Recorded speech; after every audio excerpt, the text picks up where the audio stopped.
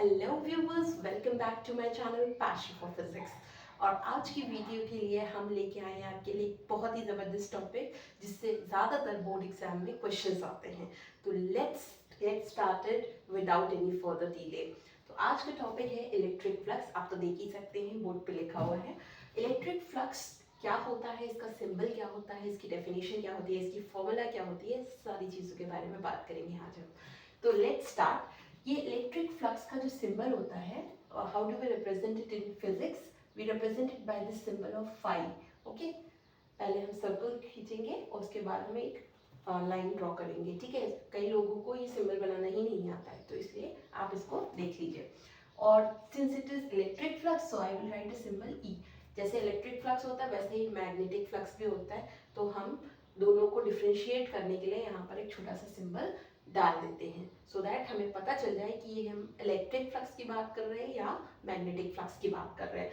Now let's understand the physical meaning of the electric flux. Okay, कभी आपने देखा होगा कि अगर आपको एक टास्क दे दिया जाए कि कोई पाइप है ना, वो पाइप बहुत ही गंदा है, ठीक है, अंदर से अंदर वाला जो पोर्शन है उसका वो बहुत ही डर्टी है। सो फॉर दैट आपको एक टास्क दिया गया कि आपको एक छोटा सा ब्रश दे दिया गया या कुछ आपको ब्रूम दे दिया गया और उस पाइप को आपको उस ब्रूम से साफ करना है। ओके, तो what will you do? You will just try to take the broom and you will try to insert the sticks of the broom or the brush inside the pipe. Okay, so while doing so, क्या आप उसका जो position है उसको ध्यान से समझ के उसको तब अंदर इंसर्ट करते हैं, या फिर आप जस्ट उसको जैसे भी मन आए वैसे कर देंगे? तो अगर आपने गौर किया होगा तो मान लीजिए कि ये पाइप है, ठीक है, ठीक है। So if this is the pipe, अगर ये पाइप है तो आपके पास जो भी ब्रश होगा या जो भी आपके पास मटेरियल होगा साफ करने के लिए, ब्रश ब्रश होगा या झाड़ू होगा, कुछ भी होगा, तो उसको आप इसके अंदर इंसर्ट करेंगे। ठीक है, तो जब इंसर्ट करेंगे तो आप झाड़ू को कैसे पकड़ेंगे? You will try that all the brushes of that broom or all the hair of that broom comes inside the pipe so that it is you are able to clean it up. But अगर ऐसा ना हो, अगर आप झाड़ू को ऐसे पकड़ेंगे तो उसके ज़्यादातर ब्रश तो इस तरफ चले गए ना, अंदर तो गया ही नहीं। तो अंदर नहीं जाएगा, इस तरफ चला जाएगा, एक दो ब्रश के हेयर्स ही अंदर जा रहे हैं तो साफ तो नहीं होगा। उसको करने के लिए आपको कैसे पकड़ना पड़ेगा? ऐसे पकड़ना पड़ेगा ना ब्रश को। ठीक है, तो इस तरीके से अगर आप पकड़ेंगे तो जितने भी ब्रश के हेयर्स हैं वो सारे आपके पाइप के अंदर चले जाएंगे।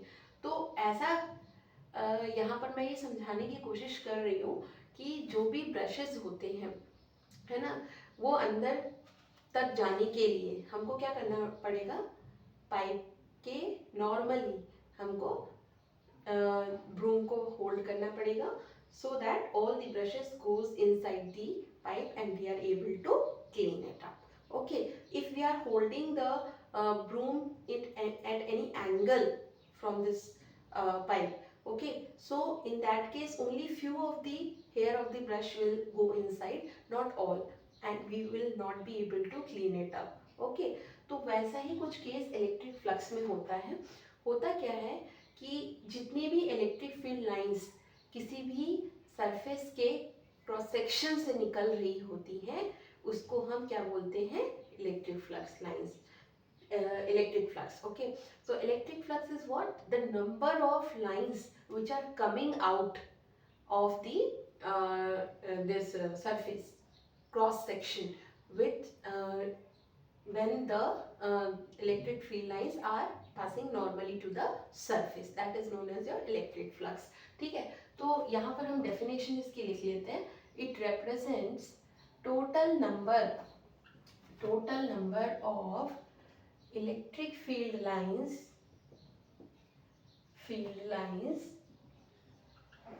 passing total number of electric field lines passing normally through an area.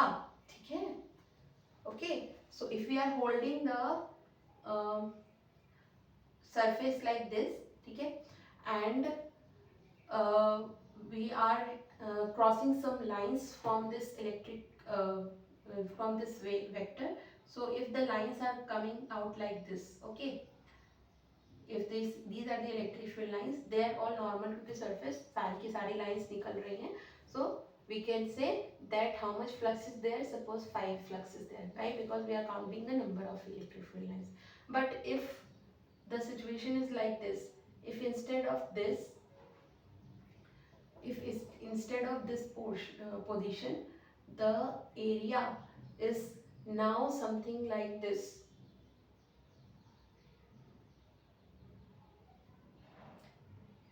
ठीक है, पहले और इनिशियल पोजीशन और बाद की पोजीशन दिखा रही हूँ मैं। तो पहले हमारा पोजीशन ऐसा था हमारा एरिया का, अभी हमारा पोजीशन ऐसे है, और इलेक्ट्रिक फील्ड लाइंस अभी भी ऐसे ही चल रही हैं, ठीक है। तो आप देख सकते हैं कि ज़्यादातर इलेक्ट्रिक फील्ड लाइंस इस एरिया से पास नहीं हो रही है, ठीक है। तो पास होने के लिए क्या ज़रूरी है कि जो हमारा सरफेस एरिया हो वो नॉर्मल हो उस इलेक्ट्रिक फील्ड लाइंस के डायरेक्शन के, ठीक है। तो इस तरीके से आप समझ सकते हैं कि अगर हमको इलेक्ट्रिक फील्ड लाइंस पास करानी है किसी भी सरफेस एरिया से तो वो उसके नॉर्मल होना चाहिए, ठीक है। अदरवाइज ज़्यादातर इलेक्ट्रिक फील्ड लाइंस पास नहीं हो पाएंगी, ठीक है। तो ये कंसेप्ट था, ये फिजिकल मीनिंग है इलेक्ट्रिक फ्लक्स की। अब हम आते हैं इसके बारे में पढ़ने के लिए कि इसका जो रिप्रेजेंटेशन है वो है, आप देख सकते हैं यहाँ पर कोई भी वेक्टर साइन नहीं है, so we will say that it is a scalar quantity, ठीक है। स्केलर क्वांटिटी है मतलब हम इसको जिस नंबर के जैसा मल्टीप्लाई कर सकते हैं, ठीक है, या ऐड कर सकते हैं। तो ये फिजिकल मीनिंग हो गई। अब आते हैं इसके मैथमेटिकल फॉर्मूले के ऊपर। उससे पहले हम कुछ और डिस्कस करेंगे। We will discuss an area vector, okay. So now we will discuss an area vector. Area vector को हम ए से भी रिप्रेजेंट कर सकते हैं, एस से भी रिप्रेजेंट कर सकते हैं, to represent it as surface area, ऐसे भी रिप्रेजेंट कर सकते हैं। कोई कोई बुक्स में ए से भी रिप्रेजेंटेड होता है, तो वो आप बिल्कुल भी कंफ्यूज नहीं होना है कि क्या दे दिया है, ठीक है। So let's understand about the area vector. अभी हम क्या करेंगे, यहाँ पर हमारे पास एक सरफेस है, ठीक है, ओके। तो ये जो सरफेस है, इस सरफेस के नॉर्मली एक वेक्टर हम ड्रॉ करेंगे जो कि इस सरफेस के 90 डिग्री पे होगा, ठीक है, ओके। सो इस वेक्टर को हम रिप्रेजेंट कर लेंगे एरिया वेक्टर, ठीक है, जो कि 90 डिग्री बाहर की तरफ निकल रहा है, आउटवर्ड, ठीक है। और सिंस ये वेक्टर है तो इसकी दो चीजें होंगी, एक मैग्नीट्यूड होगा और एक उसका डायरेक्शन होगा। तो इस एरिया वेक्टर का जो मैग्नीट्यूड होगा वो मैग्नीट्यूड उतने ही एरिया का होगा जितना का ये सरफेस एरिया है, ठीक है। जितना ये एरिया है ना, मान लीजिए इस सरफेस का एरिया कितना है, एस है, ठीक है, तो उतनी ही वैल्यू का यहाँ पर मैग्नीट्यूड होगा किसका, सरफेस एरिया का वेक्टर का, ठीक है। और डायरेक्शन किधर है, आउटवर्ड नॉर्मल है, तो इसको हम रिप्रेजेंट करेंगे एन कैप से।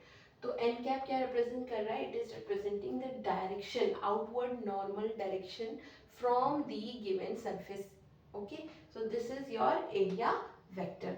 If we are taking small area, then we will have to write ds over here, okay, d for very small, okay. If we are taking the whole area, we write s vector. So this is your area vector. Now we come to the mathematical definition of the electric flux. So flux is given by the dot product of E vector dot A vector. E vector और A vector के dot product से हम flux को represent करते हैं, ठीक है। अगर हमने 11th में ठीक से पढ़ा है तो हमें पता है कि दो वेक्टर्स का जो डॉट प्रोडक्ट होता है वो क्या होता है, जैसे कि ए वेक्टर डॉट बी वेक्टर है तो वहाँ पर क्या लिखेंगे हम, ए बी कॉस थीटा, क्योंकि वो एक स्केलर क्वांटिटी हो जाएगी। तो इसी तरीके से ई वेक्टर डॉट ए वेक्टर, या ए की जगह पर अगर कहीं एस भी दिख गया है तो भी ठीक है, ठीक है। तो ई वेक्टर डॉट एस वेक्टर मतलब ई का मैग्नीट्यूड, एस का मैग्नीट्यूड और E और S के बीच में बनने वाले एंगल का कॉस, ये लिखना पड़ेगा हमको, ठीक है। तो डॉट प्रोडक्ट हमेशा क्या देता है, स्केलर क्वांटिटी देता है, इसलिए यहाँ पर ये हमारा क्या है, स्केलर क्वांटिटी है। तो ये हो गया हमारा फ्लक्स का फॉर्मूला। अगर हमारे पास फॉर्मूला आ गया तो हम एसआई यूनिट भी लिख सकते हैं इसकी। तो एसआई यूनिट के लिए हम क्या करेंगे, इलेक्ट्रिक फील्ड का एसआई यूनिट होता है न्यूटन पर कूलम और सरफेस एरिया का एसआई यूनिट होता है मीटर स्क्वायर। ओके, सो यहाँ पर हम लिख देंगे न्यूटन मीटर स्क्वायर पर कूलम। ठीक है, एरिया का यूनिट तो पता ही है आपको, लेंथ इंटू ब्रेड्थ होता है, मीटर इंटू मीटर यानी मीटर स्क्वायर। तो इस तरीके से हमने एसआई यूनिट लिख लिया। इसकी एक और यूनिट होगी, आप आगे चल के पोटेंशियल के बारे में पढ़ेंगे, लेकिन मैं आपको यही बता दूं, इसकी यूनिट होती है वोल्ट मीटर। ठीक है, तो कभी कभी आपसे एमसीक्यूज में पूछ सकता है about the unit of the flux. Okay, कभी कभी डायमेंशन अगर पूछ ले तो डायमेंशन भी आप निकाल सकते हैं। ठीक है, डायमेंशन निकालने के लिए आपको इसको केजी मीटर पर सेकंड स्क्वायर बोलना पड़ेगा। तो ये हो जाएगा केजी मीटर क्यूब पर सेकंड स्क्वायर, और ये कूलम है तो एम्पियर इंटू सेकेंड हो जाएगा। ठीक है, तो ये हो जाएगा केजी, सॉरी केजी के लिए हम लिखेंगे मास की पावर 1। ठीक है, मीटर क्यूब हो जाएगा लेंथ की पावर 3 पर सेकेंड स्क्वायर, और नीचे से 1 सेकेंड ऊपर चला जाएगा तो यहाँ पर आ जाएगा आपका पास s की पावर -1 यानी t की पावर -1, और ये हो जाएगा एम्पियर -1। ठीक है, ओके, तो केजी मीटर पर सेकंड स्क्वायर था और नीचे में 1 पर सेकंड था, 1 कट जाएगा तो यहाँ पर t की पावर -1 आ जाएगा। तो ये हो गई डायमेंशन ऑफ द फ्लक्स। ठीक है, तो कभी कभी आपसे पहले कंपटीशन में डायमेंशन भी पूछता था, तो यू नेवर नो कब एमसीक्यूज में आपसे डायमेंशन या यूनिट पूछ ले, तो आपको ये सारी याद रखनी है। ठीक है, अभी हम इसके ऊपर बात करते हैं जो हमारा इलेक्ट्रिक फ्लक्स का फॉर्मूला है। ठीक है, तो ये जो है ना, इस फॉर्मूले में हमने क्या लिखा है कि ई एस कॉस थीटा, यानी कॉस थीटा क्या है, what is theta, theta is the angle between E vector and S vector. Okay, so if your S vector is along this direction and if your E vector comes along this direction, suppose, ठीक है, and the angle between them is theta, then we can write this formula. ठीक है, basically it tells us what is the electric field vector along the normal. ठीक है, तो अगर electric field vector कोई angle बना रहा है तो सारे इलेक्ट्रिक फील्ड लाइंस तो इसके अलोंग निकलेगी। ठीक है, लेकिन कुछ उसका जो कंपोनेंट है, ठीक है, वो इसके अलोंग निकलेगा। वो कौन सा होगा, ई कॉस थीटा। तो हम इसको इस तरीके से लिख देते हैं। ठीक है, अब ये जो फॉर्मूला हमें मिला है, इस फॉर्मूले का यूज करके हम कई जगह न्यूमेरिकल्स कर सकते हैं। लाइक फॉर एग्जांपल एक न्यूमेरिकल हम डिस्कस कर लेते हैं यहाँ पर छोटा सा quickly. The numerical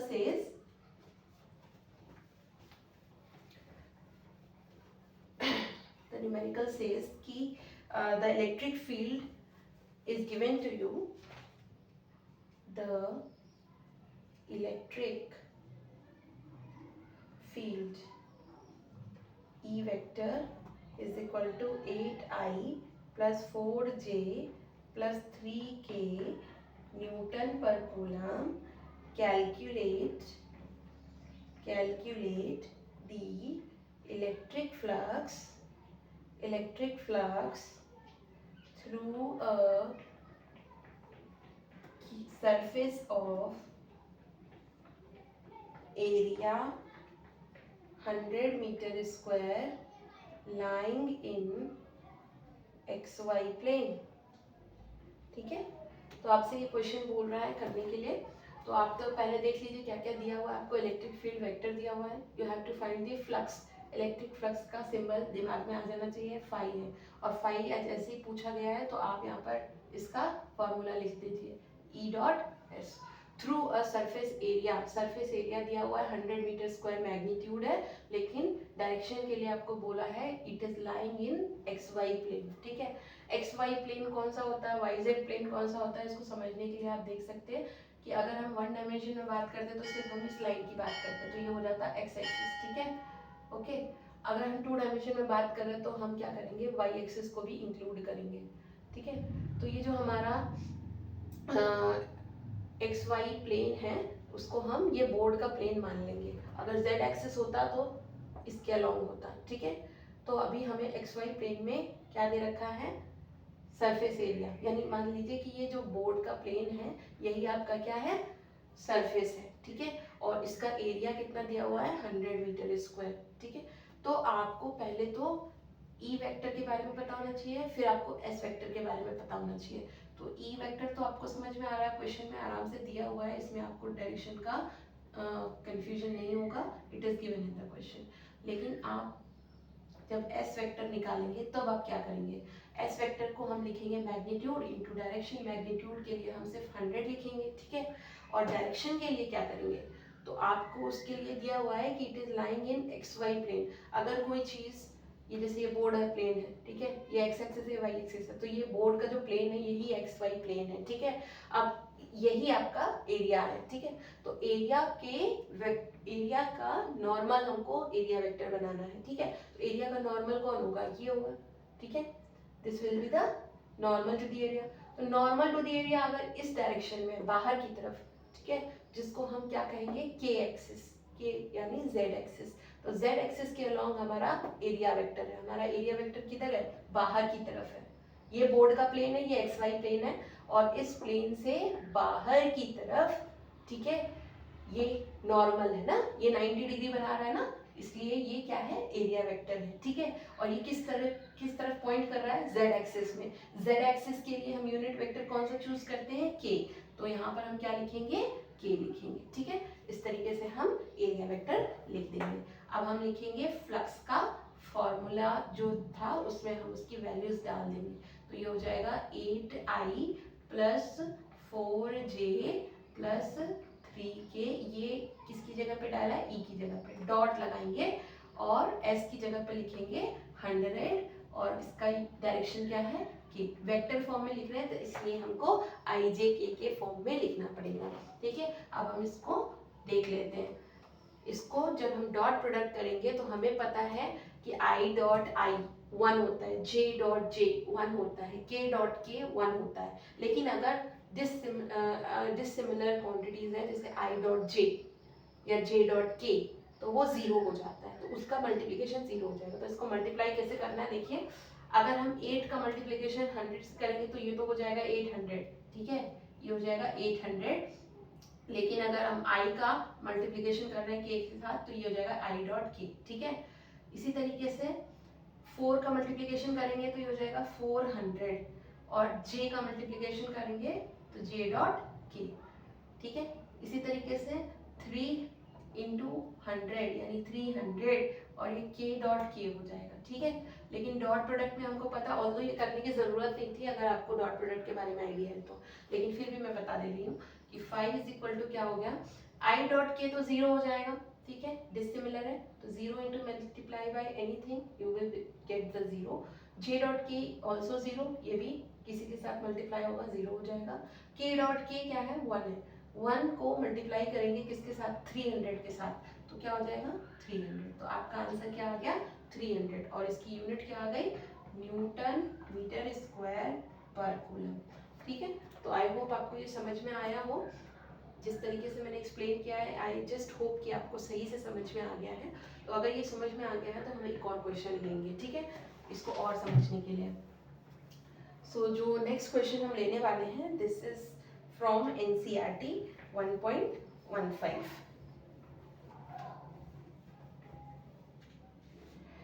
NCERT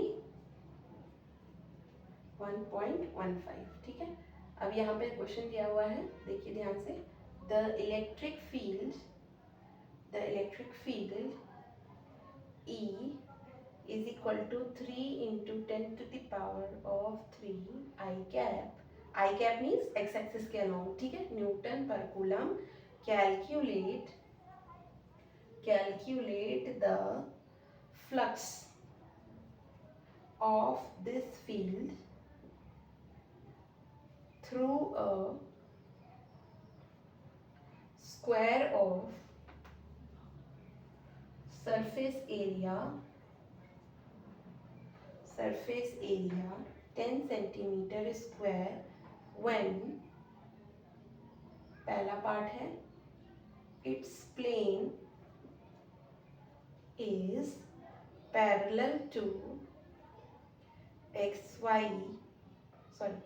yz plane, ठीक है, तो let's read this question and get the answer. Electric field की वैल्यू दे रखी है 3 × 10⁻³ और किस डायरेक्शन में है electric field? X axis. X axis हम किधर मान रहे हैं? इधर। आपकी मर्जी, आप कहीं भी मान सकते हैं, ठीक है। तो इलेक्ट्रिक फील्ड की डायरेक्शन हो गई ये वाली, ठीक है।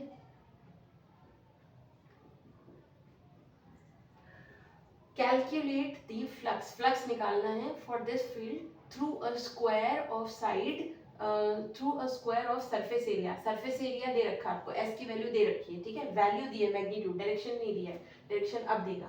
It's plane is parallel to YZ plane, मतलब मान लीजिए ये स्क्वायर है, ठीक है, ये स्क्वायर है। अब इसका जो प्लेन होना चाहिए वाईजेड प्लेन के पैरेलल होना चाहिए। तो पहले तो हमको पता नहीं चाहिए कि वाईजेड प्लेन कौन सा है। तो ये एक्स एक्सिस है, देखिए ये एक्स एक्सिस है, आई लिखा है ना।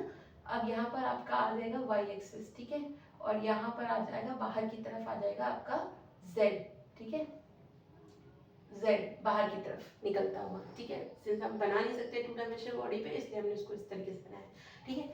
तो आपका जो yz प्लेन हुआ वो कौन सा प्लेन हुआ? ये वाला, ठीक है। जैसे कि मान लीजिए कि ये आपका z एक्सिस है, तो आपका yz प्लेन कौन सा हो गया? ये, ठीक है, ये yz प्लेन है। और इस yz प्लेन के पैरेलल आपका जो है स्क्वायर रखा हुआ है, तो ये स्क्वायर है और ये yz प्लेन है। तो इलेक्ट्रिक फील्ड कैसे निकल रही है? ऐसे निकल रही है 90 डिग्री, ठीक है, 90 डिग्री पे निकल रही है। तो ये हमारा सिचुएशन है, ठीक है, इसको आपको ध्यान से समझना है। तो आपका जो सरफेस है, सरफेस एरिया दे रखा है 10 सेंटीमीटर स्क्वायर, और एरिया वेक्टर कैसे डिसाइड करेंगे? किधर जाएगा एरिया वेक्टर? इधर जाएगा, ठीक है। तो एरिया वेक्टर भी किस डायरेक्शन में आ गया आपका? टुवर्ड्स दी आई डायरेक्शन, ठीक है। तो इस तरीके से ई और एस दोनों का जो डायरेक्शन है वो सेम है, तो दोनों के बीच में एंगल कितना हुआ? 0 हुआ, ठीक है। तो हम दैट फ्लक्स लिखेंगे E vector dot S vector phi is equal to 3 × 10⁻³ i cap, और S vector that is 10 centimetre square i cap. तो आप देख सकते हैं फाई इज इक्वल टू 3 × 10 यानी 30 × 10⁻³ और आई डॉट आई हो जाएगा, ठीक है। आई डॉट आई की वैल्यू मैंने बोली थी 1 हो जाएगी, तो ये हो जाएगा 30 × 10⁻³ न्यूटन मीटर स्क्वायर पर कूलम, ठीक है। सो ये आपका एक पार्ट हो गया। आई होप आपको समझ में आया होगा। Moving on to the next part. इसी में अगर आपसे बोला जाता कि you have to find the electric flux normal to its plane, ठीक है, normal to its plane, normal to its plane making an angle, makes an angle 60 degree with x axis, ठीक है। तब आप क्या करते? तो आपको बोला कि जो आपका square of surface area 10 centimetre square है वो कहाँ रखा है? Normal to its plane making an angle 60 degree with the x axis, यानी आपका जो ये एक्स एक्सिस है जिसके डायरेक्शन में आपका इलेक्ट्रिक फील्ड है, इससे 60 डिग्री, ठीक है, नॉर्मल टू इट्स प्लेन, यानी किसका किसका नॉर्मल? इसका, स्क्वायर का, इसका जो नॉर्मल है एरिया वेक्टर, ठीक है, वो area vector normal to its plane, that area vector that is making an angle of 60 degree, ठीक है। तो ये जो हमारा s वेक्टर है ये 60 डिग्री ऐसे, ठीक है, ये दिया है। तो ये आपका कुछ ऐसे सिचुएशन है, ठीक है, यहाँ से ये नॉर्मल निकल रहा है ऐसे, तो ये 60 डिग्री हो जाएगा। तो एंगल हमको दोनों के बीच में पता चल गया। अब आराम से हम इसका वैल्यू निकाल लेते हैं। E vector dot S vector, तो ये हो जाएगा phi is equal to E S cos theta, ठीक है। तो ये हो जाएगा phi is equal to E का वैल्यू कितना दिया हुआ है आपको? दिया है 3 × 10⁻³। इसमें आपको आई लिखने की जरूरत नहीं क्योंकि हम मैग्नीट्यूड कंसिडर कर रहे हैं, क्योंकि हम कॉस लिख चुके हैं यहाँ पे। और एस की वैल्यू दी है 10 और कॉस थीटा की वैल्यू दी है 60 डिग्री, ओके। तो ये हो जाएगा। तो कॉस 60 की वैल्यू आपको पता ही है कितनी होती है, 3 × 10 तो हो जाएगा आपका 30 × 10⁻³ और कॉस 60 की वैल्यू हाफ होती है, तो फ्लक्स आ जाएगा आपका 15, ठीक है, ये कट जाएगा, × 10⁻³ 110 मीटर स्क्वायर पर कूलम, ठीक है। So this is how you are going to calculate when the angle is given, ठीक है। जब एंगल दिया है तो ये लगाएंगे, ठीक है। जब एंगल नहीं दिया है IJK के टर्म्स में है तो हम उसको पहले वाले पार्ट के जैसे हमने पहले वाले पार्ट में देखा था वैसे लगाएंगे, ठीक है। तो ये सेकंड पार्ट था, सेकंड पार्ट का सोल्यूशन मैंने आपको यहाँ पर समझा दिया है, ठीक है। अब इसी तरीके से अगर आपके पास एक CBSE में आया हुआ क्वेश्चन है उसको देख लेते हैं क्विकली। MCQ में आया हुआ क्वेश्चन है 2022 में, ठीक है। तो MCQ में 2022 में कैसा क्वेश्चन है देखिए, CBSE बोर्ड एग्जामिनेशन 2022, ठीक है। It is written a square sheet of side A is lying parallel to XY plane at उसकी पोजीशन दी है Z equal to A. The electric field in the region is E vector equal to CZ square K cap. The electric flux through the sheet is, options are given to you, A to the power of C, B 1/3 A cube C, C 1/3 A to the power of C and D 0, ठीक है। So 4 options have been given to you. Now इस question में आपको पहले जैसे हमने numerical values के साथ कैलकुलेशंस की थी, यहाँ पर ऐसा कुछ नहीं है। कभी कभी क्वेश्चन आपको कांस्टेंट्स के टर्म में दे सकता है, जैसे कि यहाँ पे इलेक्ट्रिक फील्ड की वैल्यू CZ² दी है, ठीक है। तो ये कांस्टेंट्स के टर्म में दे रहा है, इसमें C कांस्टेंट होगा और Z जो है वेरी करेगा, ठीक है। देखेंगे कैसे। तो लिखा हुआ है a square sheet of side A, यानी मान लीजिए कि ये स्क्वायर शीट है, ठीक है। और इसका एक साइड कितना है, A का है, ठीक है। लेंथ अगर A की है तो ब्रेड्थ स्क्वायर होने की वजह से ब्रेड्थ भी A होगा, तो A into A total area कितना हो जाएगा इसका A², ठीक है। लेंथ इंटू ब्रेड्थ यानी A²। तो square sheet of side A is lying parallel to XY plane, यानी इसका जो पोजीशन है वो कैसे रखा गया है, XY प्लेन के पैरेलल रखा गया है। XY प्लेन कौन सा था, हम अगर समझे तो ये था हमारा X एक्सिस और ये हमारा था Y एक्सिस, ठीक है। तो XY प्लेन के पैरेलल रखा हुआ है, ठीक है। At Z equal to A, कहाँ रखा हुआ है, Z इक्वल टू A, इस प्लेन के पैरेलल। तो मान लीजिए कि आप तो इसको चेंज कर सकते हैं ना, नहीं तो बोर्ड पे डायग्राम समझा नहीं पाएंगे, ठीक है। तो इसको मान लीजिए Z और X कहाँ आ जाएगा आपका, बाहर की तरफ, ठीक है।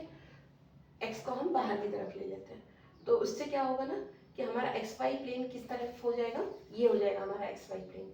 ये हमारी कौन सी हो गई, Y एक्सिस हो गई, और ये हमारी कौन सी हो गई, X एक्सिस हो गई। तो X एक्सिस और Y एक्सिस, तो XY प्लेन हमारा ये हो गया, और इसके पैरेलल रखी हुई है, इस प्लेन के पैरेलल रखी हुई है क्या, स्क्वायर शीट। कहाँ रखी हुई है, Z इक्वल टू A, मतलब ये जो पोजीशन है ना, ये जो पोजीशन है Z की, ये 0 से लेकर कहीं जा रही होगी, 0 1 2 3 4 एंड सो ऑन। तो हमने किस पोजीशन पे रखा है इसको, A पोजीशन। A क्या है, यहाँ से ओरिजिन से Z एक्सिस की जो डिस्टेंस है उसको बोल रहे हैं A, ठीक है। तो हमने इसका पोजीशन तो समझ में आ गया, ये हमारा कहाँ है, ये XY प्लेन में है पैरेलल, ठीक है। और इसको रखा कहाँ गया है, it is placed at Z equal to A, तो यहाँ पे रखा गया है इसको, यहाँ पे, ठीक है। ये देख सकते हैं आप, पोर्शन छूटा हुआ है, ये कौन सी पोजीशन है, A वाली पोजीशन है जहाँ पे Z की वैल्यू A हो रही है, तो यहाँ पे रखा है। तो electric field in the region is, तो हम इसको जो है ड्रॉ कर लेते हैं 1 मिनट के लिए, ताकि आपको कंफ्यूजन ना हो किस तरीके से इसको ड्रॉ किया है हमने। तो इसको थोड़ा बड़ा बना लेते हैं। ये हमारा यहाँ पर प्लेन है, ठीक है। इस प्लेन का ये जो पोजीशन है ये Z इक्वल टू A है। अब हम इसको 2D में बनाना चाहें, 3D में बनाना चाहें तो इस तरीके से बनाएंगे, ठीक है। तो ये हमारा जो पोजीशन है जहाँ पर इसको रखा गया है, ये पोजीशन कौन सी है, ये पोजीशन है Z इक्वल टू A, ठीक है। समझ में आ रहा है, यहाँ तक हमने ऐसे बना रखा है, ऐसे रखा है, ठीक है।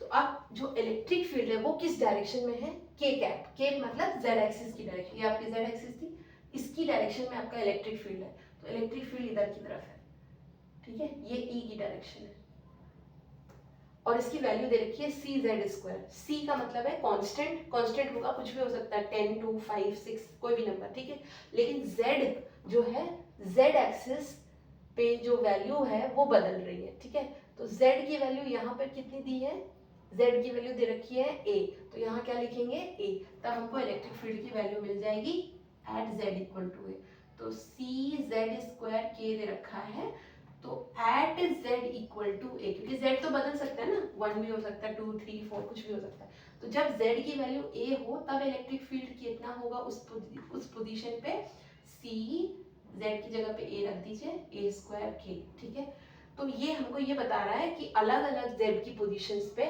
मतलब यहाँ पर इलेक्ट्रिक फील्ड कुछ और होगी, यहाँ पर कुछ और होगी, यहाँ कुछ और इलेक्ट्रिक फील्ड होगी, यहाँ कुछ और इलेक्ट्रिक फील्ड होगी, डिपेंडिंग ऑन दी पोजीशन, क्योंकि पोजीशन बदलेगा तो इलेक्ट्रिक फील्ड भी बदल जाएगी, ठीक है, तो इस तरीके से इलेक्ट्रिक फील्ड हर जगह हर पॉइंट पे डिफरेंट डिफरेंट है, लेकिन हम किस पॉइंट पे बात करना चाह रहे हैं, z इक्वल टू ए पे, इस समय इसकी वैल्यू कितनी है एट z इक्वल टू ए, तो इस समय वैल्यू कितनी है सी ए स्क्वायर के, सी आप चाहे तो इसको लिख सकते हैं सी ए स्क्वायर के, ये कहाँ पे बात हो रही है जब z इक्वल टू ए, ठीक है, तो ये इलेक्ट्रिक फील्ड आ गया।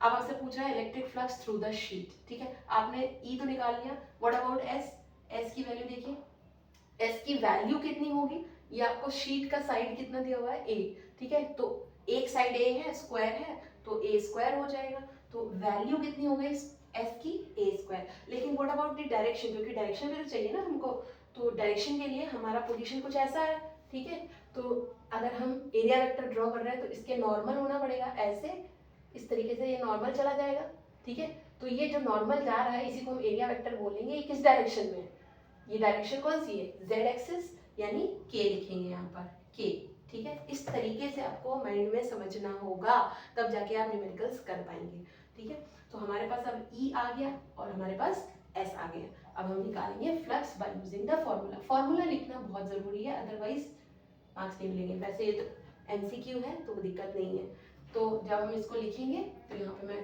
बना दे रही हूँ, फाई इज इक्वल टू ई की वैल्यू है सी ए स्क्वायर के कैप, ठीक है, और डॉट लगाएंगे, एस की वैल्यू लिखेंगे, एस की वैल्यू है ए स्क्वायर के कैप, ठीक है, तो फाई की वैल्यू कितनी आ गई सी ए स्क्वायर इंटू ए स्क्वायर कितना हो गया ए की पावर 4 और के डॉट के, ठीक है, के डॉट के, तो फाई इज इक्वल टू कितना हो गया सी ए की पावर 4, के डॉट के मतलब 1, तो ये आपने देख लिया c इंटू ए की पावर 4, या आप लिख सकते हैं a to the power 4 into C, multiply करेंगे तो कोई दिक्कत नहीं है, अलग प्लेसेस चेंज करके, तो ये ऑप्शन आ गया आपका ए ऑप्शन, ठीक है, सो इस तरीके के मल्टीपल चॉइस में क्वेश्चंस आएंगे तो आपको दिमाग में इमेजिन करना है क्या होना चाहिए, क्या पोजीशन होनी चाहिए, ठीक है, तो आई थिंक मैंने अपनी तरफ से एक्सप्लेन कर दिया है, अगर आपको कुछ भी ऐसा दिक्कत हो रहा है तो आप कमेंट्स करके बताइए कि कहाँ नहीं समझ में आया आपको। तो ये सीबीएसई बोर्ड का क्वेश्चन आया हुआ था रिलेटेड टू इलेक्ट्रिक फ्लक्स, और भी क्वेश्चंस आए हैं इलेक्ट्रिक फ्लक्स टॉपिक से, तो उसको हम डिटेल में करने वाले हैं, ठीक है, बिफोर दैट इलेक्ट्रिक फ्लक्स का जो भी हम क्वेश्चन है उसमें हम कुछ और बातें कर लेते हैं, ठीक है, before starting the next question हम कुछ और डिटेल्स इलेक्ट्रिक फ्लक्स के बारे में समझ लेते हैं।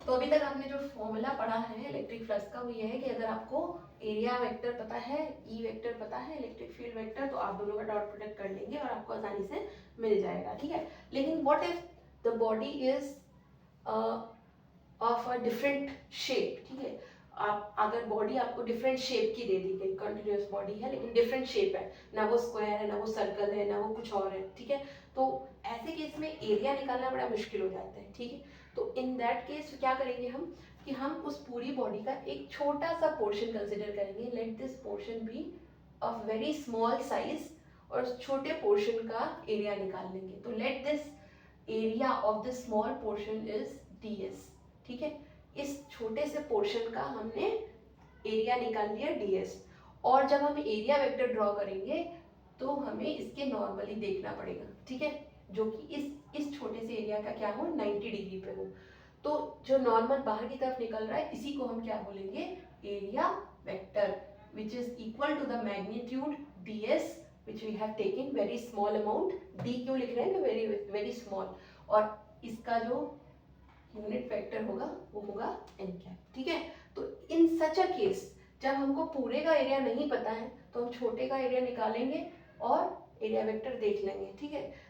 और इस पूरे एरिया वेक्टर को हमें क्या करना होगा, इंटीग्रेशन करना होगा, क्योंकि अगर हमको छोटे एरिया का वैल्यू पता है और हमें पूरे का निकालना तो हमें इंटीग्रेशन को लाना होगा, ठीक है। तो उसके लिए हम क्या करेंगे, पूरे एरिया की वजह से टोटल फ्लक्स तो 5 होता है, लेकिन अगर छोटा सा एरिया है तो उसकी वजह से जो फ्लक्स निकलेगा वो भी तो छोटा ही होगा। तो d5 that is small flux due to this small area, small flux due to the small area is given by integration of all the small flux, ठीक है। एक छोटे से फ्लक्स का वैल्यू कितना होगा, E डॉट ds, ठीक है। और इन सब का एडिशन यानी इंटीग्रेशन करेंगे ओवर दी होल सरफेस, ठीक है। इसको सरफेस एरिया इंटीग्रेशन बोलते हैं, इसलिए यहाँ पे S लिखा है। तो हमने क्या किया, सारे छोटे छोटे इन सभी को छोटा छोटा छोटा छोटा सब में इलेक्ट्रिक फ्लक्स निकालेंगे और सबको क्या करेंगे, ऐड करेंगे, इसलिए हमने इंटीग्रेशन का साइन लगाया। तो कभी कभी इस तरीके से भी क्वेश्चन आ जाता है। तो टोटल फ्लक्स फाइंड करने के लिए आपको सरफेस एरिया में इंटीग्रेशन करना होगा, तो आपको टोटल फ्लक्स मिल जाएगा। ये कब की बात होगी, जब आपको एक ऐसा फिगर दिया जाए जिसमें आपको एरिया ना पता हो, एक पर्टिकुलर शेप ना दिया हो, तो उस केस में आपको ये फॉर्मूला लगाना होगा। तो this is also one of the definition of electric flux you should be knowing, ठीक है। नाउ कुछ और इम्पॉर्टेंट पॉइंट्स हैं जो कि हम यहाँ पर देख लेते हैं। अब आपसे कभी कभी पूछ लेते हैं कि फ्लक्स जीरो कब कब होगा, ठीक है। तो condition for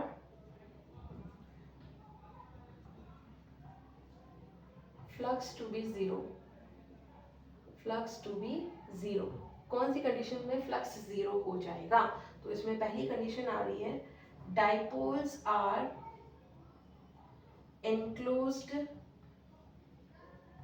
by a closed surface, यानी अगर किसी एरिया के अंदर डाइपोल है, जैसे कि मान लीजिए ये, इसमें एक माइनस चार्ज है और उतनी ही वैल्यू का प्लस चार्ज है, ठीक है।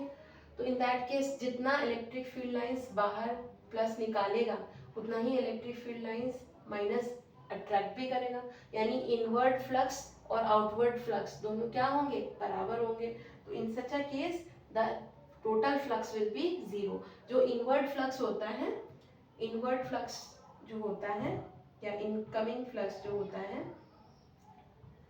that will be equal to outward flux. तो in such a case ये हो जाएगा माइनस, ये फ्लक्स माइनस में हो जाएगा और ये फ्लक्स प्लस में हो जाएगा, और सेम वैल्यू का होगा क्योंकि सेम वैल्यू के चार्जेस हैं, ठीक है।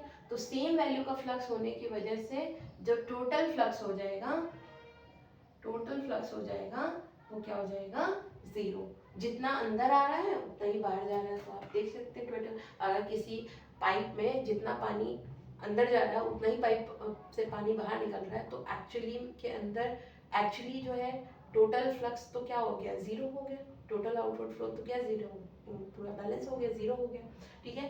So this is the case. Second condition which is there is magnitude of positive and negative charges, positive and negative charges are equal inside a closed surface, यानी जितना value का charge अंदर में है टोटल मिला के वो चार्ज जो है सब जीरो हो रहा है, ठीक है। जैसे कि मान लीजिए बहुत सारे चार्जेस हैं, Q1 Q2 Q3 and so on, कोई प्लस में है कोई माइनस में, लेकिन जब टोटल चार्जेस को ऐड कर रहे हैं, ठीक है, टोटल चार्जेस को जब ऐड कर रहे हैं तो हमें टोटल चार्ज कितना मिल रहा है, जीरो। तो अगर टोटल चार्ज जीरो है तो भी क्या होगा, मैग्नेटिक फ्लक्स जीरो होगा, ठीक है। नेक्स्ट इज नो चार्ज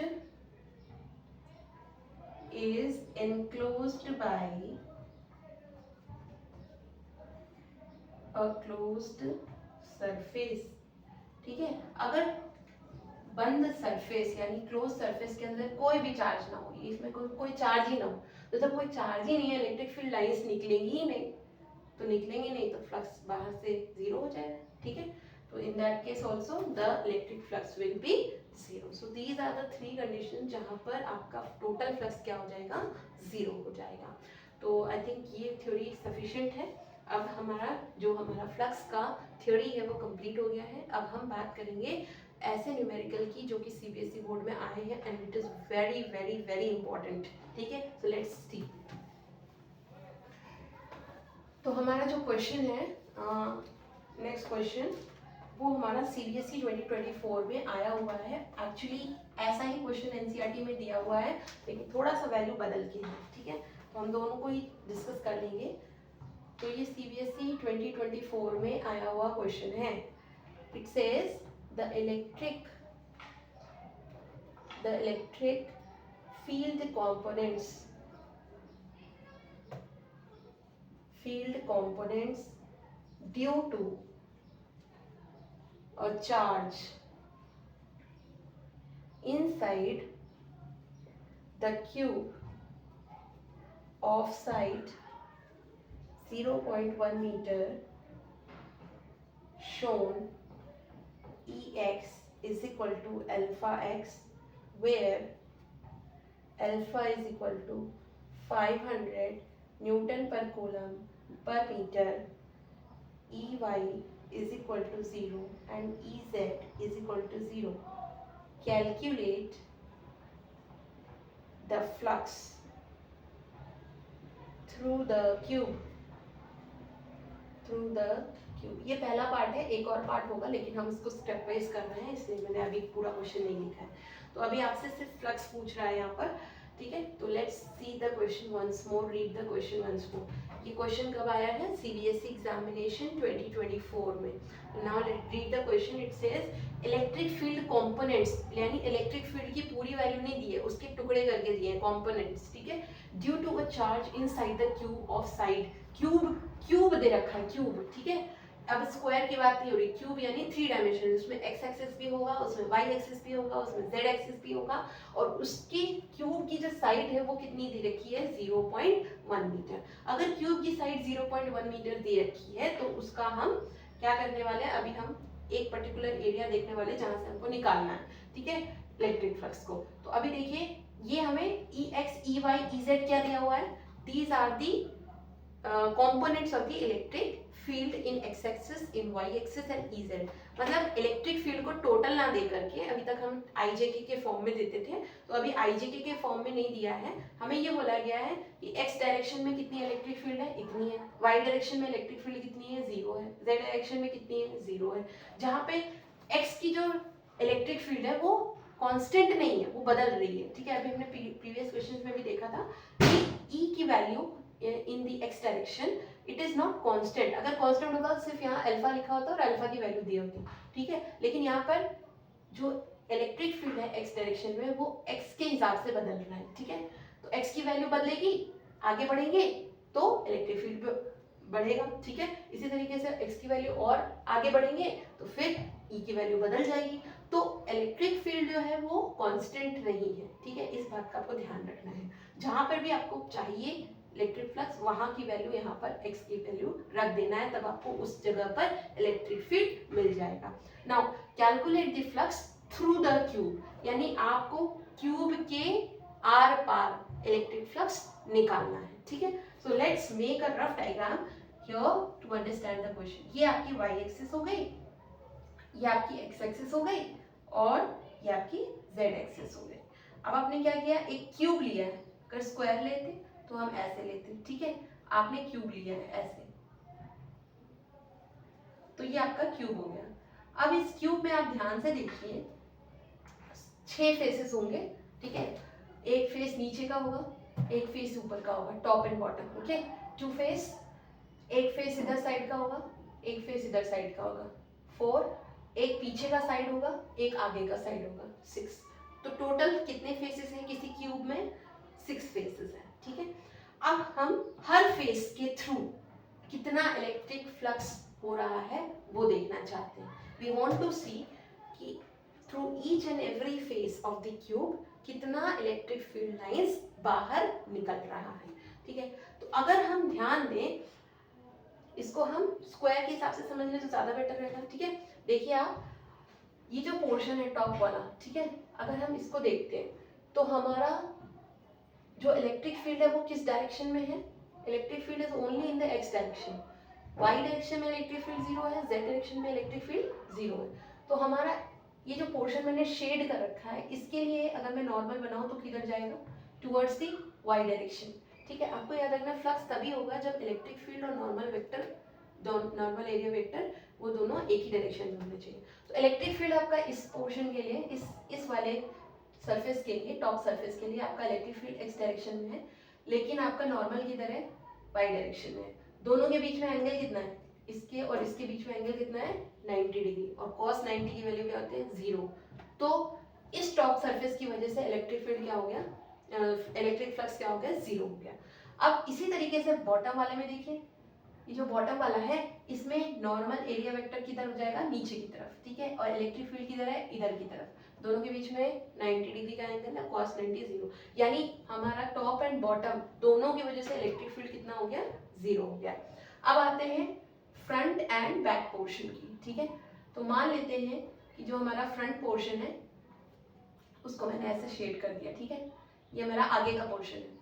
तो आगे का पोर्शन है तो इसका नॉर्मल किधर आएगा? टुवर्ड्स द जेड एक्सिस, और हमारा इलेक्ट्रिक फील्ड किधर है? Towards the x axis. Z axis में हमारा इलेक्ट्रिक फील्ड तो है ही नहीं, हमारा इलेक्ट्रिक फील्ड किधर है? एक्स एक्सिस में, और हमारा नॉर्मल किधर है? जेड एक्सिस में। दोनों के बीच में अगेन 90 डिग्री एंगल हो गया। Again because of the front portion the electric field will be 0। इसी तरीके से नेक्स्ट हम देखने वाले हैं पीछे वाले के लिए। ठीक है, at the back portion of the cube. ठीक है, तो ये हमारा अंदर वाला पोर्शन हो गया। ठीक है, ये अंदर का पोर्शन हो गया। ये वाला बैक पोर्शन में आप फिर वही काम करें, माइनस जेड एक्सिस की तरफ आपका चला जाएगा क्या?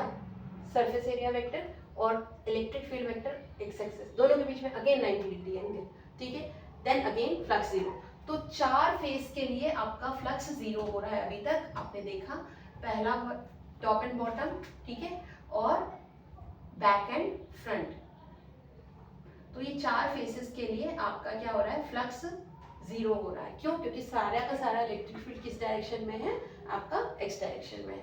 अब आप क्या करना है, आपके बचे हुए जो 2 फेस हैं उसको देखना है। ये वाला फेस देखिए, इसको हम लेफ्ट वाला फेस बोल देंगे, ऐसे रिप्रेजेंट कर रहे हैं, और इस वाले फेस को हम राइट वाला फेस बोल देंगे। ठीक है, इसको आर से रिप्रेजेंट कर रहे हैं। तो अब आप ध्यान दीजिए, जब हम राइट फेस पे आते हैं तो हमारा ऐसा रखा हुआ है। हाँ, ये एक साइड है क्यूब का, राइट फेस। ठीक है, ये ऐसा है, और इलेक्ट्रिक फील्ड इधर है, और नॉर्मल भी किधर है? इधर ही है।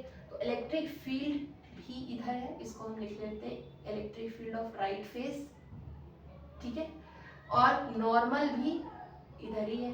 ठीक है, इसको हम, इसका जो भी एरिया होगा, क्यूब है तो सारे साइड्स बराबर है। ठीक है, इसका जो भी एरिया है उसको डेल्टा एस मान लेते हैं, डेल्टा एस। ठीक है, ये हो जाएगा, सॉरी एस मान लेते हैं, तो ये हो जाएगा राइट वाले पोर्शन का एरिया। ठीक है, अगर ये वाला साइड 0.1 है, ये भी 0.1 है, तो उसका स्क्वायर कर देंगे तो हमें एस मिल जाएगा। ठीक है, दोनों की डायरेक्शन क्या है? सेम है। दोनों के बीच में एंगल कितना है?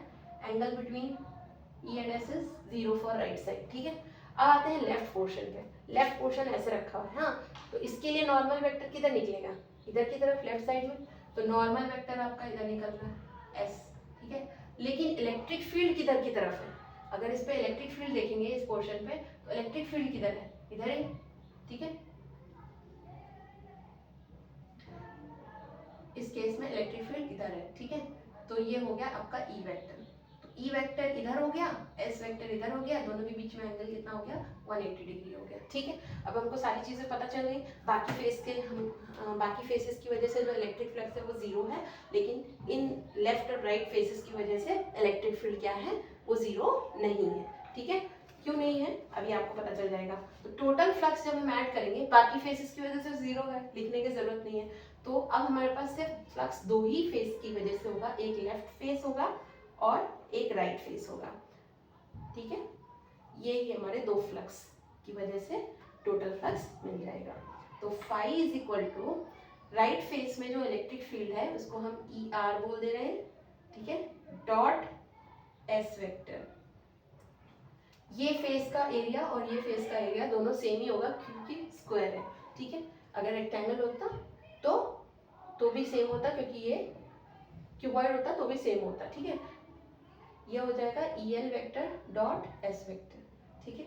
अब आप लिख लीजिए इनके बीच का एंगल, ये हो जाएगा राइट साइड का electric field multiplied by surface area of the right side and angle between them that is cos 0 plus left side का electric field surface area of the left side into cos 180 degree, ठीक है। अब आप इसको solve कर लीजिए तो phi is equal to ये हो जाएगा E R into S, cos 0 की वैल्यू 1 हो गई, plus E L into S, cos 180 की वैल्यू -1 होती है, ठीक है।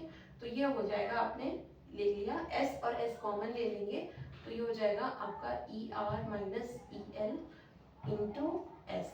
ये आ गया आपका एक जनरल फॉर्मूला इस टाइप के क्वेश्चंस के लिए। इसको अगर आप ध्यान रखेंगे, ये जनरल फॉर्मूला है फॉर सच अ क्वेश्चन। अगर आप इसको ध्यान रखेंगे, अभी हम एक और क्वेश्चन करेंगे इसी टाइप का, तो आपको ये ध्यान रखना है कि ये फॉर्मूला है, ठीक है।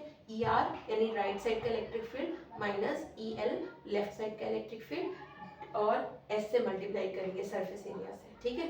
डॉट वगैरह की जरूरत नहीं क्योंकि ऑलरेडी हम इसको सॉल्व कर चुके हैं। This formula is very very important, remember, ठीक है। नाउ अब हम दोनों जगह पर इलेक्ट्रिक फील्ड निकाल लेंगे, ठीक है। तो हमारा जो राइट साइड का इलेक्ट्रिक फील्ड है, अगर हमको ये वैल्यू पता चल जाए तो हम आराम से कर लेंगे काम। राइट साइड पे इलेक्ट्रिक फील्ड कितना है, ठीक है। अब आपको जो क्वेश्चन दिया है ना, इस क्वेश्चन में ये तो बोल दिया कि ये 0.1 मीटर पे है, ठीक है, लेकिन आपको कहाँ निकालना है, ये फिगर आपको ऑलरेडी क्वेश्चन में दिया रहेगा। आपसे ये कहा गया कि जो लेफ्ट साइड है ना, ये लेफ्ट साइड की जो दूरी है ओरिजिन से वो कितनी है, 0.1 मीटर। ये आपको क्वेश्चन में दिया हुआ है। और इसका जो बेस है, इसका भी जो लेंथ है वो कितना है, 0.1 मीटर, ठीक है। तो अगर हम लेफ्ट साइड की बात करें, लेफ्ट साइड की पोजीशन किधर है, जब x इक्वल टू क्या है आपका 0.1 मीटर, ठीक है। तो इस केस में राइट साइड में आपको जो देख रहा है, राइट साइड में इस केस में आपको ये डिस्टेंस और ये डिस्टेंस दोनों ऐड करके चलना है।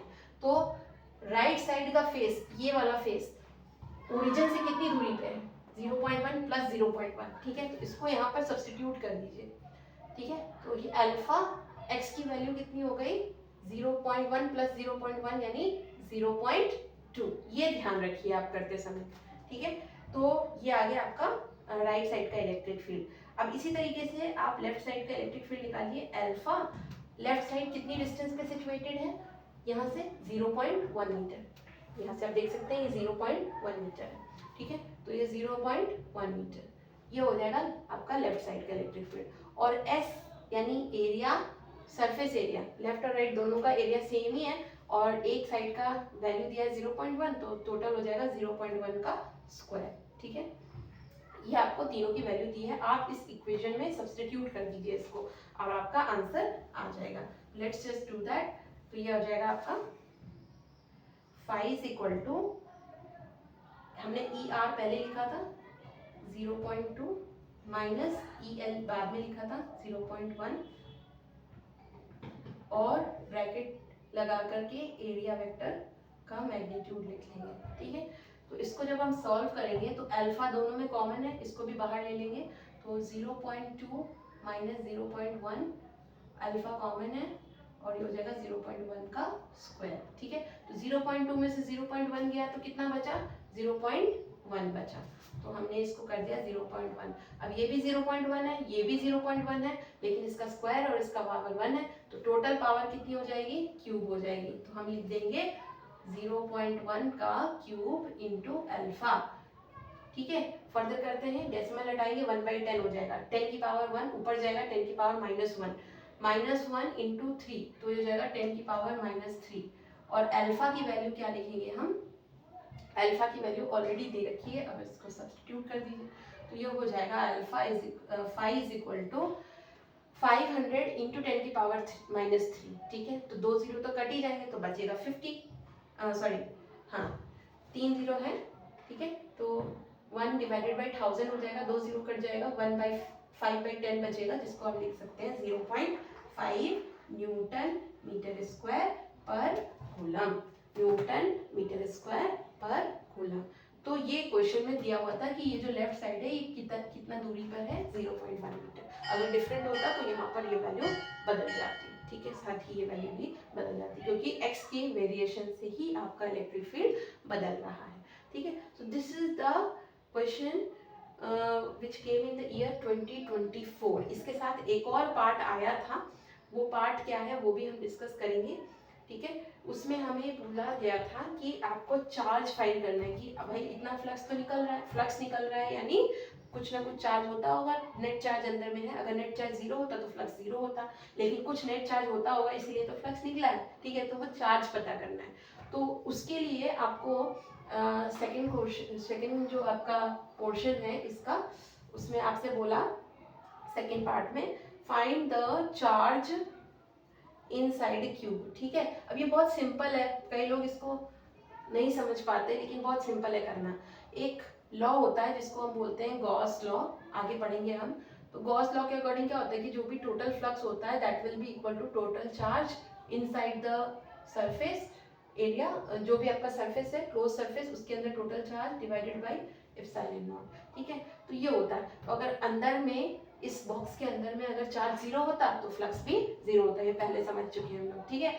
तो अगर आपसे पूछ रहा है कि what is the charge inside the cube, यानी आपको क्यूब पता करना है, तो आपको क्या करना है, जो भी फ्लक्स है उसको एप्सिलॉन नॉट यानी परमिटिविटी से मल्टीप्लाई कर देना है, ठीक है। तो आपका फ्लक्स अभी कितना निकला है 0.5, आपको कुछ नहीं करना है, बस ये 0.5 को उठा के इसके साथ मल्टीप्लाई कर देना है, और एप्सिलॉन नॉट की वैल्यू हमको पता ही है, तो 0.5 हमारा क्या है, फ्लक्स है। तो यहाँ लिख देंगे हम 0.5 और मल्टीप्लाई कर देंगे, एप्सिलॉन नॉट की वैल्यू होती है 8.85 इंटू 10 की पावर -12। अब इसको कुछ नहीं करना, आपको जस्ट सॉल्व कर लेना है। यहाँ से आप 5 डिवाइडेड बाई 10 करके 1/2 हो जाएगा, 1/2 8.85 को 2 से डिवाइड कर लीजिए, आपका आंसर आ जाएगा 4.4 इंटू 10 की पावर -12। और चार्ज है, don't forget to write the unit, तो यूनिट लिखना बहुत ही कंपलसरी है, ठीक है। तो इस तरीके से हमने क्या किया, 2024 में आया हुआ क्वेश्चन दोनों पार्ट्स हमने सॉल्व कर लिया। तो आपको इस स्टेप में कुछ भी नहीं करना था, जस्ट ये फॉर्मूला लगा देना था। तो ये एक फॉर्मूला याद रख लीजिए आप लोग, ठीक है। सो यही क्वेश्चन थोड़ा सा वैल्यू चेंज करके एनसीईआरटी में दिया हुआ है, ठीक है। अब मैं आपको वो भी बता दे रही हूँ। तो सारी चीजें सेम है, बस इसमें ये बोला है कि अल्फा एक्स था सीबीएसई में आया हुआ क्वेश्चन में, और एनसीईआरटी में बोला ये कितना है, √x है। अब √x से बदल रहा है, ये कुछ भी हो सकता है, 2, 3, 4, हाफ, 3/4 कुछ भी, तो आपको उसका ध्यान रखना है। और इसकी वैल्यू एनसीईआरटी में दी है 800, ठीक है। बाकी सारी चीजें सेम है। तो आपको अगर अब निकालना है, ठीक है, अगर आपसे अब बोला जाए कि find the value of electric flux, तो आप जैसा आपने किया है ना, तो वैसे ही करेंगे आप, फाइंड इलेक्ट्रिक फ्लक्स, ठीक है। तो जैसा आपने अभी समझा है वैसे ही करेंगे, बस ये भी पोर्शन कितना है आपका 0.1, ठीक है। तो आप क्या करेंगे, इस बार आपका x डायरेक्शन में इलेक्ट्रिक फील्ड बदल रहा है, ठीक है, तो वही लगा लीजिए, net electric field is equal to right electric field minus left electric field multiplied by surface area जो भी है उसका आप लिख दीजिए, ठीक है। तो ये आप अब जब इलेक्ट्रिक फील्ड निकालेंगे राइट वाला, तो देखिए ये इसकी वैल्यू इस तरीके से बदल रही है, तो अल्फा लिखेंगे और x की वैल्यू क्या हो जाएगी, राइट वाले के लिए अगर देख रहे हैं तो ये 0.2 हो रही है, ठीक है। 0.2 का क्या करना है हमको, हाफ करना है। तो ये हमने पिछली बार नहीं लगाया था हाफ, क्यों, क्योंकि पहले x से वेरी कर रहा था, अभी x की पावर हाफ से वेरी कर रहा है। और ऐसे ही हम लेफ्ट वाले के लिए कर लेंगे 0.1, इसकी पावर क्या कर लेंगे, हाफ, और ये हो जाएगा s। तो अब इसको सॉल्व कर लेंगे, आसानी से सॉल्व हो जाएगा। ये अल्फा को बाहर ले लीजिए, ये हो जाएगा √2 माइनस √0.2 माइनस √0.1, ठीक है। और ये s यानी जो भी आपका सरफेस एरिया दिया होगा उसके हिसाब से आप इसको बदल लीजिए, ठीक है, s की वैल्यू बदल लीजिए, ठीक है। तो 0.1 है यहाँ पर और अल्फा दिया हुआ है, तो अल्फा की वैल्यू जो भी है 800 है इस केस में, तो 800 रख देंगे और एस की वैल्यू निकाल के रख देंगे। ठीक है, तो ऐसे ही कुछ क्वेश्चन दिया है, आप आराम से इससे भी फ्लक्स निकाल लेंगे। You have to put the value of alpha, you have to put the value of surface area, और ये 0.2 है तो ये हो जाएगा √2/10 और ये हो जाएगा √1/10। ठीक है, √2 माइनस √1 कर लीजिएगा, √10 जो आएगा वो भी आ जाएगा, स्क्वायर रूट वो निकालना आपको सीखना है। ठीक है, वो खुद से कर लीजिएगा और ये हो जाएगा आपका जो भी आंसर आएगा वो उसका फाइनल आंसर यहाँ से निकल जाएगा। ठीक है, सो आप देख सकते हैं कि सिर्फ इस वैल्यू को बदल करके क्वेश्चन बदला जा सकता है। ठीक है, तो आप जो है इसको अच्छे से प्रिपेयर कर लीजिए आगे के बोर्ड एग्जामिनेशन के लिए। ठीक है, एंड एक और क्वेश्चन हम लोग ले रहे हैं।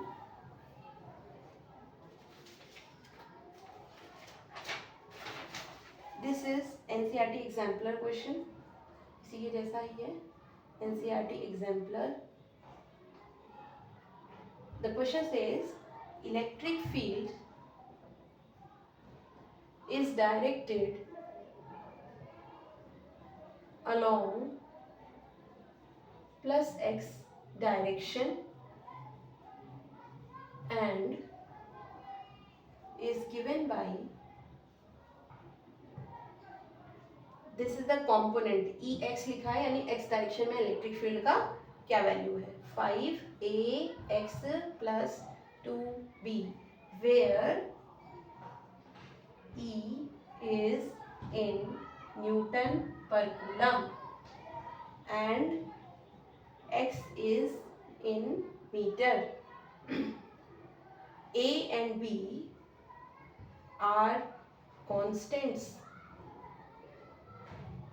with dimensions. A की वैल्यू दे रखी है 10 newton per coulomb per metre and B की वैल्यू दे रखी है 5 न्यूटन पर कूलम। आपसे बोल रहा है calculate electric flux through cube. ठीक है, तो पहले आप इलेक्ट्रिक फ्लक्स निकालेंगे, सेकंड पार्ट में आपसे नेट चार्ज पूछ रहा है। ठीक है, तो let's understand the question. Electric field is directed along, इस बार y और z की बात नहीं हो रही है, सिर्फ x डायरेक्शन में बात हो रही है कि इलेक्ट्रिक फील्ड इस तरीके से वेरी कर रहा है, x के हिसाब से बदल रहा है। a और b तो कांस्टेंट है, फिक्स है, उसकी जरूरत नहीं है, वो अगर बदलेगा ही नहीं तो इलेक्ट्रिक फील्ड बदलेगा नहीं। लेकिन यहाँ पर x की वैल्यू अगर बदलती है तो इलेक्ट्रिक फील्ड की वैल्यू बदल जाएगी, यानी x की वैल्यू के हिसाब से इलेक्ट्रिक फील्ड बदल रही है। अब हम क्या करेंगे, a और b तो हमको पता ही है, हमको इलेक्ट्रिक फ्लक्स निकालना है। ठीक है, और क्यूब दे रखा है। ठीक है, और हमें इसमें क्यूब दे रखा है, तो क्यूब जो है डायरेक्शन, ये डायग्राम ऑलरेडी दिया हुआ है आपको क्वेश्चन में। ये क्यूब जो है 3 डायमेंशनल डायग्राम है, x हो गया, y हो गया, z हो गया, और ये क्यूब जो इस तरीके से दे रखा है, ओरिजिन पे ही है इस तरीके से।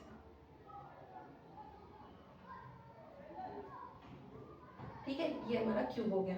अब जो ये क्यूब है ओरिजिन पे रखा हुआ है, हाँ, तो यहाँ पर हम टोटल फ्लक्स निकालेंगे। टोटल फ्लक्स निकालने के लिए हमें हर एक साइड की वजह से फ्लक्स निकालना होगा। तो टॉप एंड बॉटम की वजह से इलेक्ट्रिक फ्लक्स क्या हो जाएगा, 0 हो जाएगा, बता चुकी हूँ, क्योंकि हमारा इस बार भी इलेक्ट्रिक फील्ड किस डायरेक्शन में है, टुवर्ड्स द एक्स डायरेक्शन। तो टॉप एंड बॉटम में फिर से इलेक्ट्रिक फ्लक्स 0 हो जाएगा, फ्रंट एंड बैक एंड्स में भी इलेक्ट्रिक फ्लक्स 0 हो जाएगा। तो बचेगा हमारे पास सिर्फ लेफ्ट वाला एंड और राइट वाला एंड। ठीक है, इन दोनों की वजह से हम इलेक्ट्रिक फ्लक्स निकालेंगे। तो हम लेफ्ट वाला और राइट वाला दोनों के लिए इलेक्ट्रिक फ्लक्स लिखेंगे, तो हमें टोटल फ्लक्स मिल जाएगा। तो इसको करने के लिए हमें क्या करना होगा, लेफ्ट वाले जगह पर जो इलेक्ट्रिक फील्ड की वैल्यू है वो लिखेंगे, मल्टीप्लाइड बाय जो भी इसका एरिया है उसको लिखेंगे एस कॉस ऑफ। लेफ्ट वाले में मैंने एंगल बोला था 180 होगा, क्योंकि इलेक्ट्रिक फील्ड इधर है, नॉर्मल वेक्टर इधर है, 180 हो जाएगा, प्लस राइट वाले में एस कॉस ऑफ, तो इसमें 0 हो जाएगा, तो क्योंकि एरिया वेक्टर इधर ही है। तो फाई इज इक्वल टू हो जाएगा, अगेन वही फॉर्मूला आ जाएगा आपके पास, ये हो जाएगा -1 और ये हो जाएगा प्लस, तो ये हो जाएगा ER minus EL into S. ये वही फॉर्मूला है जो आपको मैंने अभी तक सिखाया और समझाया है, ठीक है। अब आप वैल्यूज डाल दीजिए, ये हो जाएगा 5 ए, राइट वाले की इलेक्ट्रिक फील्ड देख रही हूँ, राइट, ठीक है। राइट कहाँ पर है, ये डिस्टेंस आपको दी ही हो ये क्वेश्चन में, ये जो डिस्टेंस है ना, ये डिस्टेंस ये दे रखी है 10 सेंटीमीटर, यानी राइट वाला जो एंड है वो ओरिजिन से कितनी दूरी पर है, 10 सेंटीमीटर। तो आपको मीटर में कन्वर्ट करना नहीं भूलना है, ठीक है। तो ये हो जाएगा 5a और x की जगह पर क्या डालेंगे 0.10, क्योंकि मीटर में कन्वर्ट किया है। ये x की वैल्यू है ना, पोजीशन ऑफ राइट एंड, ठीक है। ये हम ER की वैल्यू लिख रहे हैं, ठीक है। माइनस प्लस 2b, ये हो गया ER का वैल्यू, ठीक है। माइनस लेफ्ट साइड का वैल्यू लिखेंगे 5a और लेफ्ट साइड तो हमारा ओरिजिन पे ही है, तो x की वैल्यू क्या है यहाँ पर 0। यहाँ पे x की वैल्यू क्या थी 10, लेकिन यहाँ पे x की वैल्यू क्या है 0, तो यहाँ पे x की वैल्यू 0 लिख देंगे। प्लस 2b, ये हो जाएगा आपका लेफ्ट हैंड का इलेक्ट्रिक फील्ड, और साथ में लिखेंगे हम लोग क्या s, यानी एरिया। अब भाई एक साइड है आपकी 10 है, तो एरिया कितना होगा 10 इंटू 10, यानी 100 सेंटीमीटर स्क्वायर हो जाएगा, और डिवाइडेड बाई आप एक का 10 है तो 1/10, तो ये हो जाएगा 1/100, यानी 10 की पावर -2 मीटर में कन्वर्ट करने के बाद। अब आप इसको सॉल्व कर लीजिए, जो भी वैल्यूज दी है आप उसको सॉल्व कर लीजिए। तो हो जाएगा 5a की वैल्यू आपको दे रखी है 10, और ये 0.10 है, हटाएंगे तो 1/10 हो जाएगा, ये 1/10 आ जाएगा।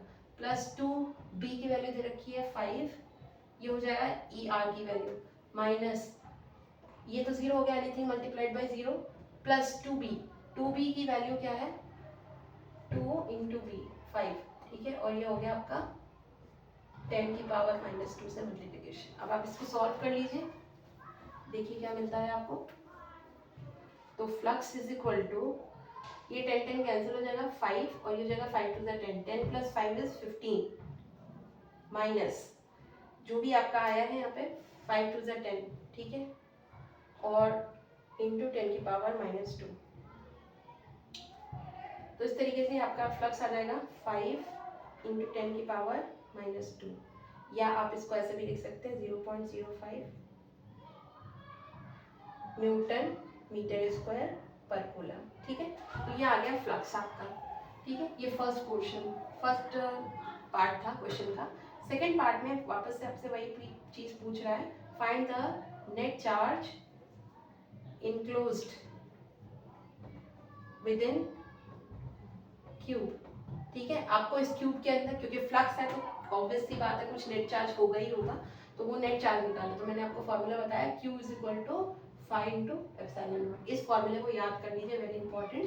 Q इज इक्वल टू 5 की वैल्यू कितनी हो गई 0.05 जो हमने अभी अभी निकाला, और एप्सिलॉन नॉट की वैल्यू हो गई 8.85 इंटू 10 टू द पावर -12, और Q की वैल्यू इस तरीके से निकल जाएगी 1/100 हो जाएगा।